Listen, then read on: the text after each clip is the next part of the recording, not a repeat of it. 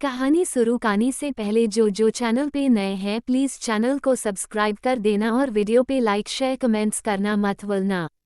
Jasmine मोक्ष को गुस्से से घूरते हुए बोली, तुम्हें शर्म नहीं आती? अभी मेरी पढ़ाई भी कंप्लीट नहीं हुई है और तुम मुझे प्रेग्नेंट करने के बारे में सोच रहे हो। लिसन, मुझे पता है तुम बूढ़े हो गए हो, पर इसका मतलब ये नहीं कि मैं भी बूढ़ी हो गई हूँ। अभी तो मैं ठीक जवान भी नहीं हुई हूँ, इसलिए इन सब के बारे में सोचना मत। उसके मुंह से खुद के लिए बुढ़ा सुनकर मोक्ष के एक्सप्रेशंस बदल गए। वो गुस्से के साथ बोला, तुम्हारी हिम्मत कैसे हुई मुझे बुढ़ा कहने की? तुम्हें पता भी है आज भी लड़कियां मेरे आगे पीछे घूमती है, मेरे ऊपर मरती हैं। ये सुनते ही अब जास्मिन के एक्सप्रेशन बदल गए। वो उसे गुस्से से ऊपर से नीचे तक देखकर बोली, हाँ मुझे इसके बारे में तो अच्छे से पता है कि किस तरह से क्लब में जाकर आप अपनी हवस मिटाते हैं। ये सुनकर मोक्ष ने चिढ़ते हुए कहा, देखो मैंने उस चीज़ के लिए तुमसे कई बार माफ़ी मांग ली है। तुम बार बार एक ही बात क्यों रहती हो? लिसन, तुम्हें जैसा लग रहा है वैसा कुछ भी नहीं है, इसलिए प्लीज़ ऐसी बातें मत करो। जास्मिन ने चिढ़कर कहा, मुझे अच्छे से पता है क्या है क्या नहीं है, इसलिए आप कुछ ना बताएं तो बेहतर होगा। फिलहाल के लिए ये बताइए कि मेरी बहन कहाँ है, क्योंकि वो प्रेग्नेंट है और मुझे उनके लिए बहुत टेंशन हो रही है। ये सुनकर मोक्ष ने अपनी भौहें चिढ़कर कहा, तुम उसकी फिक्र मत करो, उसके साथ डैनियल है। डैनियल उसे कुछ भी नहीं होने देगा। ये सुनकर जास्मिन ने गहरी सांस लेकर कहा, अगर ऐसी बात है तो ठीक है, वरना सच में मुझे बहुत टेंशन हो गई थी। मोक्ष ने उसे अपनी बाहों में भरते हुए कहा, मेरी छोटी सी जान कितना टेंशन लेती है। चलो मैं तुम्हें एक प्यार की पप्पी देकर सारी टेंशन दूर कर देता हूँ। मोक्ष की ऐसी बात सुनकर जास्मिन उसे ऊपर से नीचे तक घूरते हुए बोली, शट अप, मुझे आपकी कोई भी किस नहीं चाहिए। आप अपना किस अपने पास रखिए, फिलहाल के लिए मैं काफ़ी जल्दी उठ गई थी, इसलिए मुझे अब सोना है। उसकी ये बात सुनकर मोक्ष दूसरे ही पल उसके हाथ को पकड़कर बोला, अच्छा आइडिया, मैं भी सोना चाहता था क्योंकि सारी रात हमने उन आदमियों को मारा है, मैं काफ़ी थक गया हूँ। चलो तो मुझे अपनी बाहों में लेकर एक छोटे बच्चों की तरह सुला दो। अब जास्मिन का चेहरा लाल हो गया। उसे समझ नहीं आ रहा था कि वो मोक्ष की ऐसी बेशर्म में भरी बातों का क्या जवाब दे। उसने शर्म से नज़र झुकाते हुए कहा, देखिए प्लीज़ आप ऐसा मत कीजिए, आप अपने घर चाहिए और अपने घर जाकर सो जाइए। यहाँ अगर मॉम डैड ने आपको मेरे साथ मेरे कमरे में देख लिया तो प्रॉब्लम हो जाएगी। इसके जवाब में मोक्ष अपनी भौहें चढ़ाते हुए कहा, इस घर का मैं फ्यूचर सोन इन लॉ हूँ, तो मेरे साथ ससुर जी मुझे देखकर कुछ भी नहीं कहेंगे, बल्कि उल्टा वो तो खुश होंगे कि मैं उनकी बेटी को इसी उम्र में इतना ज़्यादा खुश रखता हूँ, उन्हें हर तरह का सुख दे रहा हूँ। चाहे तन सुख हो, मन सुख हो या धन सुख भी हो सकता है। अब ये सब कुछ जास्मिन से बर्दाश्त नहीं हुआ। उसने मोक्ष को दूर धक्का दिया और बिना कुछ कहे दौड़ते हुए सीधे अपने कमरे में चली गई। मोक्ष उसे ऐसे जाते देख मुस्कुराया और उसके पीछे पीछे आया। इधर थोड़ी ही देर में कार आकर रुकी, जिसमें से डैनियल सोई हुई रोज को लेकर बाहर निकला, क्योंकि रोज कार में ही सो गई थी। वो उसे लेकर सीधे अंदर की तरफ जाने लगा। तभी सोफे पर बैठे अखिलेश उसे देखते ही बोले, थैंक गॉड ये वापस आ गई, वरना मैं काफ़ी डर गया था। और तुम तो ठीक हो ना? तुम्हें तो कुछ नहीं हुआ?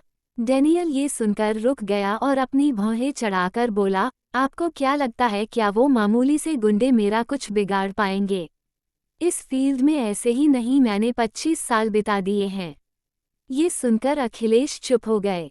तभी सोना ने रोज को देखकर घबरा कर कहा, क्या हुआ है इसे? ये ठीक तो है ना? वैसे भी ये प्रेग्नेंट है तो मुझे इसकी बहुत फिक्र हो रही थी। ये लड़की किसी की भी बात नहीं मानती और ऐसे दौड़ते हुए कहीं भी चली जाती है। ये सुनकर डैनियल ने फिर से अपनी आंखें छोटी करते हुए कहा, तो इसका मतलब आप सबको पता चल गया कि मैं डैड बनने वाला हूँ? सोना ने मुस्कुराकर कहा, हाँ बेटा, हमें पता चल चुका है और सच कहूँ तो हम बहुत ज़्यादा खुश हैं। अब बस तुम दोनों की जल्द से जल्द शादी करवा देना चाहते हैं। शादी का जिक्र सुनकर अचानक से डैनियल के एक्सप्रेशंस बदल गए। उसने कुछ नहीं कहा और चुपचाप रोज को लेकर कमरे की तरफ जाने लगा। अखिलेश और सोना उसके बदलते एक्सप्रेशन को नोटिस कर चुके थे और उसके जाते ही अखिलेश ने कहा, क्या अभी अभी डैनियल ने शादी की बात सुनकर इग्नोर कर दिया? सोना ने अपना सर ना में हिलाकर कहा, नहीं नहीं, ऐसा नहीं हो सकता। वो भला क्यों इग्नोर करेगा? आप ही बताए, वो जब बाप बनने से इतना ज्यादा खुश है, उसके चेहरे पर मैं इतनी खुशी देख पा रही हूँ, तो वो ऐसी चीजों को लेकर इग्नोर क्यों करेगा?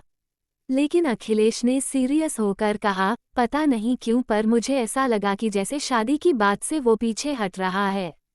सोना ने मुंह बनाकर कहा, आपको तो गलत ही लगता है। इतना ज्यादा आपको सोचने की जरूरत नहीं है, देखना डैनियल जरूर रोज से ही शादी करेगा। ये सुनकर अखिलेश गहरी सांस लेकर बोले, हाँ ऐसा ही हो, क्योंकि हम सब रोज को अच्छे से जानते हैं। वो कितनी गुस्सैल है, कितनी जिद्दी है। अगर डैनियल ने आगे चलकर कुछ भी उसके साथ उल्टा सीधा किया तो वो बहुत कुछ कर सकती है। सोना ने भी अपना सर हाँ में हिलाया। इधर दूसरी तरफ डैनियल रोज को बेड पर लेकर आया। उसने उसे बेड पर सुलाया और उसे ब्लैंकेट से कवर किया। उससे दूर होने लगा, पर रोज ने उसके स्लीव्स को कसकर पकड़ रखा था। ये देखकर डैनियल रुक गया। उसके चेहरे पर एक हल्की स्माइल आ गई। उसने धीरे से उसकी छोटी सी मुट्ठी से उसे स्लीव्स को निकालते हुए कहा, मैं तुम्हारे पास ही हूँ, तुम्हें छोड़कर कहीं नहीं जा रहा हूँ। तुम्हें इतना डरने की जरूरत नहीं है। पर रोज गहरी नींद में थी। डैनियल ने उसके माथे पर किस किया और सीधे बालकनी में आया। बालकनी में पहुंचते ही उसने किसी के पास कॉल डायल करते हुए सीरियस आवाज में कहा, मैं कुछ डॉक्यूमेंट्स भेज रहा हूं और कुछ फोटोज भेज रहा हूं, उसे देखकर पता लगाओ कि उसमें कितनी सच्चाई है। और हाँ, ये बात मुझे 24 घंटे के अंदर अंदर पता चलनी चाहिए, क्योंकि मैं ज्यादा इंतजार नहीं कर सकता। उधर से आवाज आई, ओके बॉस, जैसा आप चाहते हैं वैसा ही होगा। जिसके साथ ही डैनियल ने कॉल कट कर दिया। इसके बाद उसने मुड़कर रोज की तरह देखा, जो गहरी नींद में थी। उसे कुछ वक्त देखते रहने के बाद उसने अपनी आंखें बंद करते हुए कहा, आई एम सो सॉरी, पर मुझे ये करना ही होगा। इधर दूसरी तरफ एक कॉटेज के अंदर एक अंधेरे कमरे में किसी ने कॉल पर कहा, वो इस वक्त शेखावत पैलेस में है। मुझे नहीं पता तुम सब ये कैसे करोगे, पर मुझे जल्द से जल्द उसके पेट में पल रहे बच्चे की मौत चाहिए, वैसे जिंदा नहीं देखना चाहती। वो मेरे डैनियल का खून है और मैं उस खून को उसके पेट में ही मार देना चाहती हूँ। वो रोज विल्सन खानदान पर राज करेगी और मैं ऐसा नहीं होने दे सकती। अलेक्सा की आवाज से उधर से किसी ने कुछ कहा, जिससे अलेक्सा के चेहरे पर एक साथ स्माइल आ गई। उसने कॉल कट किया और बोली, अब तुम देखते जाओगे तुम्हारे साथ क्या होगा। बहुत खुश थी ना मेरे डैनियल को हासिल करके, अब तुम्हारी इस खुशी को मैं अपने कदमों तले रौंद दूंगी। ये कहते हुए उसने अपने हाई हील्स को जमीन पर गुस्से से मसल दिया। दोपहर का वक्त था। रोज की आंखें खुली, उसने अपने पेट को पकड़ा और कसमसाते बोली, मुझे फिर से वॉमिटिंग कैसे फीलिंग आ रही है। ये कहकर वो तुरंत अपनी जगह से उठी और लगभग दौड़ते हुए वॉशरूम में गई। वॉशरूम में पहुंचकर वो जोर जोर से वॉमिटिंग करने लगी। तभी कमरे का दरवाजा खुला। डैनियल अपने हाथ में लिए सूप के बोल को टेबल पर रख दिया और दूसरे ही पल वॉशरूम के अंदर गया। वॉशरूम में पहुंचते ही उसने रोज को संभालते हुए कहा, आर यू ओके? तुम ठीक हो? ये कहकर उसने उसके पीठ को सहलाया। तो रोज ने अपने आप को संभालते हुए कहा, हाँ मैं ठीक हूँ, बस ये प्रेगनेंसी की वजह से वॉमिटिंग हो रही है। मैंने इसके बारे में पढ़ा था। ये सुनकर डैनियल ने उसके चेहरे को साफ किया और उसे संभाल कर बाहर की तरफ लेकर आते हुए बोला, तुम फिक्र मत करो, मैं अभी मोक्ष को कॉल करता हूँ, वो तुम्हारा चेकअप करेगा और वॉमिटिंग की मेडिसिन भी देगा। ये सुनकर रोज ने बच्चों जैसा मुंह बनाकर कहा, जब मुझे वॉमिटिंग में इतनी प्रॉब्लम हो रही है तो मैं बच्चे कैसे पैदा करूंगी? मुझे बहुत डर लग रहा है। ये सुनकर डैनियल अपनी भौहें चढ़ाकर बोला, क्या सच में एक माफिया क्वीन को डर लग रहा है? मुझे तो यकीन नहीं हो रहा है। ये सुनकर रोज ने गुस्से से डैनियल के सीने पर मारते हुए कहा, जस्ट शट अप अंकल, आपको शर्म नहीं आती ऐसी बातें बोलते हुए? क्या माफिया को दर्द नहीं होता? तभी डैनियल ने अपनी भौहें चढ़ाकर कहा, ईट लिस्ट, अब तो मुझे अंकल कहना बंद कर दो। मैं तुम्हारा अंकल नहीं रहा गया। मैं अब तुम्हारे बच्चों का डैडी बन गया हूँ। उसकी बात सुनकर रोज ने हंसते हुए कहा, आपको तो मैं अपने बच्चों के सामने भी अंकल बुलाऊंगी, आखिर मेरे बच्चे को भी तो महसूस होना चाहिए कि उनकी माँ कितनी यंग थी। वही उनके डैड कितने ज्यादा बुढ़ी कि उनकी माँ उन्हें अंकल बुलाती थी। ये सुनकर डैनियल ने अपनी भौहें चढ़ा कर कहा, जस्ट शट अप, तुम ऐसा कुछ भी नहीं कहने वाली। यू नो वॉट, जब मैं अपने 34 साल की उम्र में इतना फिट हूँ तो तुम्हें क्या लगता है मैं अपने बच्चों के सामने फिट नहीं रहूँगा? 9 महीने बाद हमारा बच्चा इस दुनिया में आएगा तो वो खुद मुझे देखेगा, उसे एहसास होगा कि मैं कितना ज़्यादा फिट और फाइन हूँ। ये सुनकर रोज ने मुंह बनाकर कहा, हाँ वो तो मुझे अच्छे से ही दिख रहा है। आप कितने ज़्यादा फिट एंड फाइन है। वैसे एक बात तो है, आप सेक्सी तो लगते हैं इतने कि अभी भी मेरा मूड बन रहा है। ये कहकर वो फिर से डैनियल से कॉलर को पकड़कर उसके होठों के पास जाने लगी। तो डैनियल ने उसके मुंह को दूसरी तरफ घुमाते हुए कहा, तुम्हें अभी अभी वोमिटिंग हुई है, तुम्हें ये सब नहीं करना चाहिए और चुपचाप सूप पीना चाहिए, तुम्हारे लिए आंटी ने स्पेशल सूप बनाया है। ये सुनकर रोज ने मुंह बनाकर कहा, मैं देख रही हूँ आजकल आप मुझे कुछ ज्यादा ही रोक रहे हैं।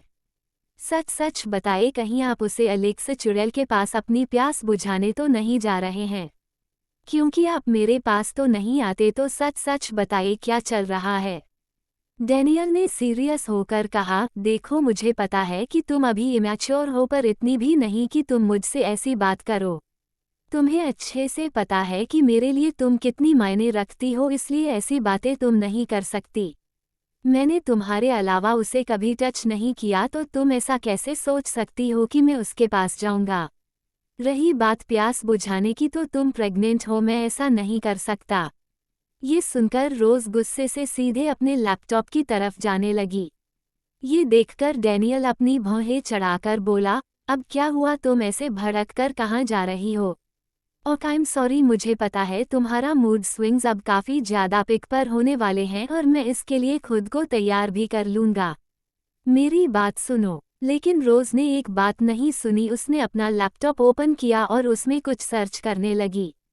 डैनियल अपनी भौहें चढ़ाया। फिर तभी रोज़ ने लैपटॉप को उठाकर उसकी तरफ घुमाते हुए कहा, देख लीजिए इसमें क्या क्या लिखा है।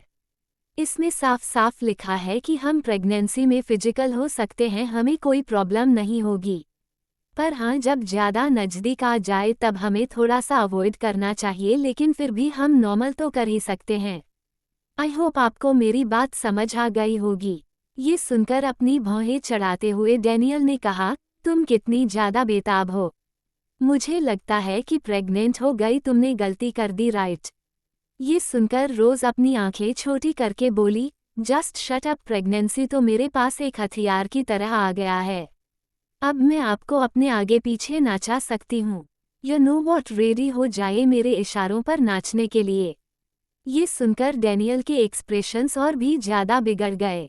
इसने उसे कसकर अपनी बाहों में भरते हुए कहा, तुम इतनी क्यूट हरकतें क्यों करती हो कि मुझे तुम पर इतना ज्यादा प्यार आ जाए कि मैं तुम्हें छोड़ूं ही ना।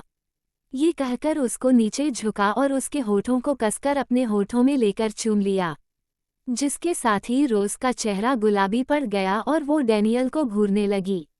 डैनियल उसके होठों को चूमते हुए उससे अलग हो गया और बोला, तुम अगर मुझे अपने इशारों पर नचाना चाहोगी तो भी मैं नाचने के लिए तैयार हूँ, क्योंकि इस दुनिया में इकलौता तुमसे प्यार किया है और तुम्हारे लिए मैं कुछ भी कर सकता हूँ।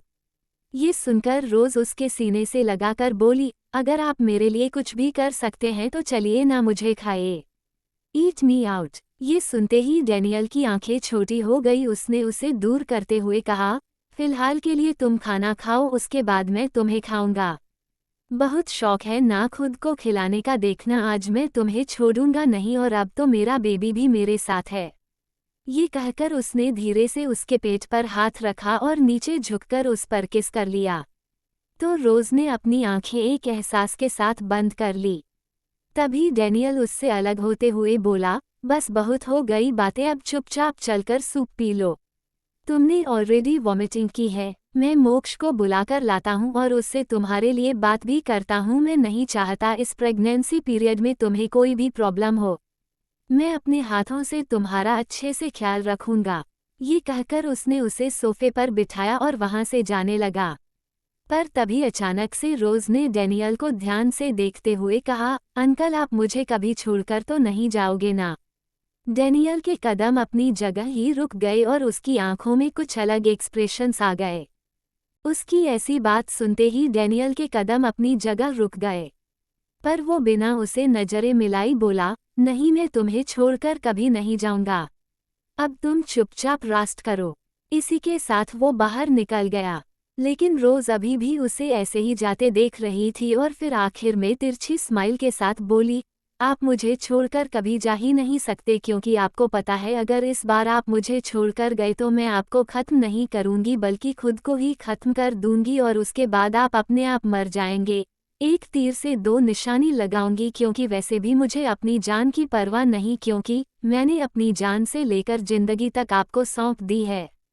इधर दूसरी तरफ डैनियल नीचे की तरफ आया तो मोक्ष ने उसे रोकते हुए कहा, डैनियल मैंने रोज की रिपोर्ट मंगवा ली है, तुम एक बार चेक कर लो और तुमने मुझसे जो जो पूछा था मैं तुम्हें सब कुछ बता देता हूँ। ये सुनकर डैनियल रुक गया और उसके हाथ से रिपोर्ट लेते हुए बोला, मेरा बेबी कैसा है, वो ठीक है ना? और उसे भी कोई प्रॉब्लम तो नहीं है डिलीवरी के लिए? इसके जवाब में मोक्ष स्माइल के साथ बोला, नहीं उसे कोई प्रॉब्लम नहीं है क्योंकि उसका फुल चेकअप करवाया गया है। वो बिल्कुल फिट है, यहाँ तक कि तुम्हारा फ्यूचर में जब बच्चा होगा तो वो भी बिल्कुल फिट ही आएगा। बस अब उसका डेली रूटीन थोड़ा चेंज करना होगा, कुछ एक्सरसाइज और योगा क्लासेस भी ऐड करनी होगी क्योंकि आजकल की जनरेशन योगा को इतना इम्पोर्टेंस नहीं दे रही है जबकि योगा एक हेल्थी बेबी के लिए बहुत ज़रूरी है और ये मैं खुद भी सबको एडवाइस देता हूँ और तुम्हें भी यही दे रहा हूँ। उसका रूटीन थोड़ा चेंज करवाओ और हाँ अभी के लिए तुम उसे काम करने दो।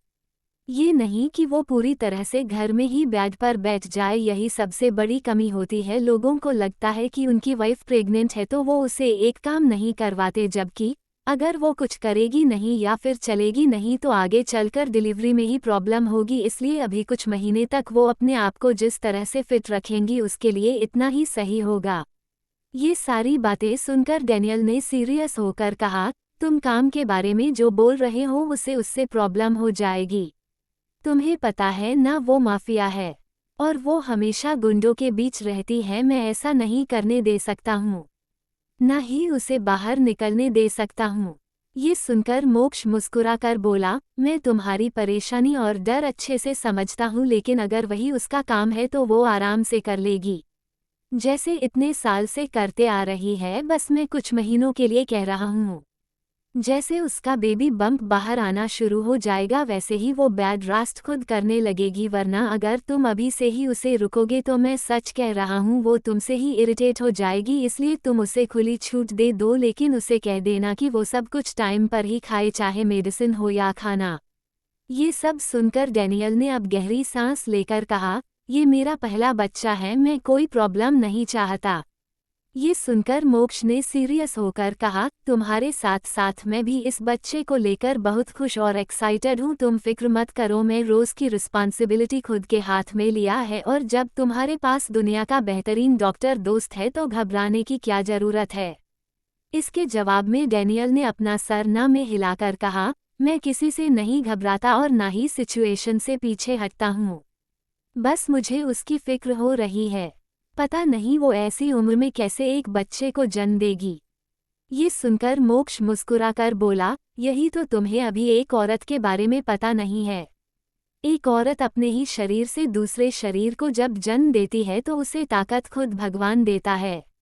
जो तुम्हें भगवान पर यकीन नहीं है इसलिए तुम्हें ये सारी बातें बेवकूफ़ी ही लगेगी, पर मुझे तो भगवान पर यकीन है क्योंकि लोग खुद मुझे भगवान कहकर बुलाते हैं जब मैं उनके चाहने वालों की जान बचा लेता हूँ। डैनियल ने अपनी भौहें चढ़ाकर कहा, तुम्हारी बकवास सुनने के लिए यहाँ नहीं आया हूँ, फिलहाल के लिए मुझे एक काम से बाहर जाना पड़ रहा है, तब तक तुम उसका ख्याल रखना। ये सुनते ही मोक्ष ने सीरियस होकर कहा, डैनियल तुम कहाँ जा रहे हो? डैनियल के कदम रुके पर वो बिना मुड़े बोला, बस एक इम्पॉर्टेंट काम है उसी के लिए जा रहा हूँ, तब तक के लिए तुम उसका ख्याल रखना। पर मोक्ष ने उसके हाथ को पकड़कर कहा, डेनियल तुम ऐसे नहीं जाते, इसलिए साफ साफ बताओ कि कौन सा काम है, और तुमने अभी तक मुझे क्यों नहीं बताया। डेनियल ने गुस्से के साथ कहा, मैं कोई दूध पीता बच्चा नहीं हूँ जो हर एक काम करने से पहले तुम्हें बताऊं। तुम मेरे दोस्त हो, इससे ज्यादा कुछ नहीं, तो सिर्फ अपने ऊपर ही ध्यान दो। ये कहकर वो गुस्से से बाहर निकल गया। तो वहीं मोक्ष उसे जाते देख अपनी भौहें चढ़ाकर बोला, मुझे पता है तुम कुछ ना कुछ तो छुपा रहे हो, और सिर्फ मुझसे ही नहीं बल्कि खुद रोज से भी छुपा रहे हो, पर उम्मीद करता हूँ कि वो कोई ऐसी बात ना हो जिससे तुम दोनों के बीच कोई भी दूरी है।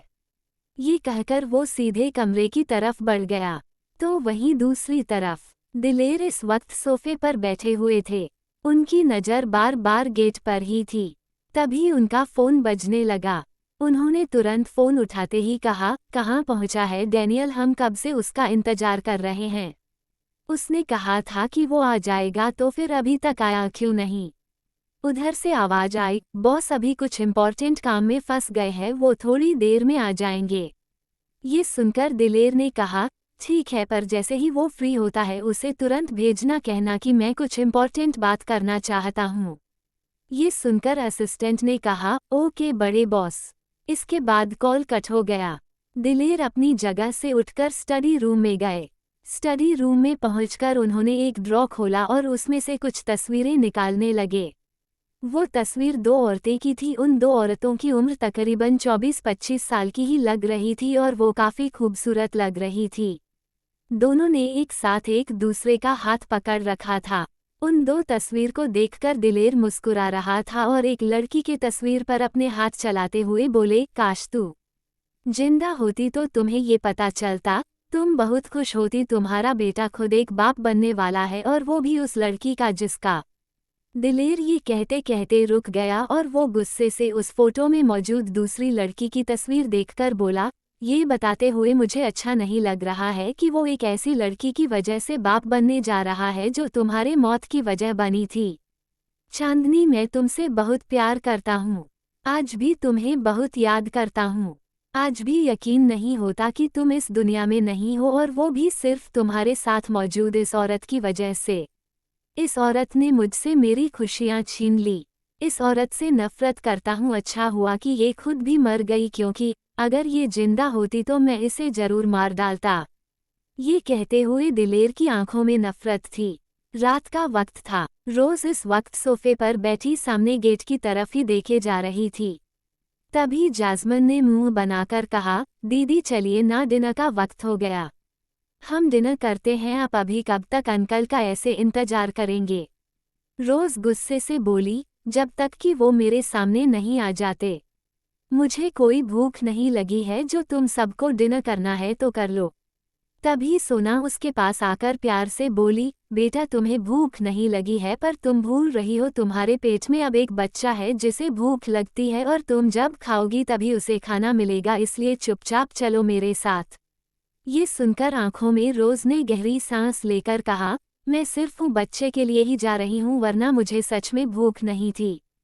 तभी जास्मिन ने स्माइल के साथ कहा, हाँ मुझे अच्छे से पता है आपको भूख नहीं थी, पर अगर आप खाएंगे नहीं तो आप कमजोर हो जाएंगे। मैं नहीं चाहती मेरा कोई भी भांजा या भांजी ऐसे दुबले पतले हो। उसकी ये बात सुनकर अब रोज उसे घूरने लगी और अपने पेट पर हाथ रखकर बोली, इम्पॉसिबल, मेरा बच्चा काफ़ी ज़्यादा हेल्दी और क्यूट सा होगा, उसे कुछ भी नहीं होगा, हमें पूरा यकीन है। ये सुनकर सभी मुस्कुरा दिए। थोड़ी देर बाद डिनर खत्म हो गया। रोज हाल में टहलते हुए गुस्से के साथ बोली, आखिर ये इंसान कहाँ रह गया। कहीं ये मुझे सच में छोड़कर भाग तो नहीं गया। अरे नहीं, ये मैं क्या सोच रही हूँ। वो मुझे छोड़कर कहाँ भागेगा। वो मुझे कहीं नहीं छोड़ सकता, लेकिन वो भी तक आया क्यों नहीं, और मैं उसका इतना बेसब्री से इंतजार क्यों कर रही हूँ। ये कहते हुए वो अब इधर से उधर हॉल में टहलने लगी।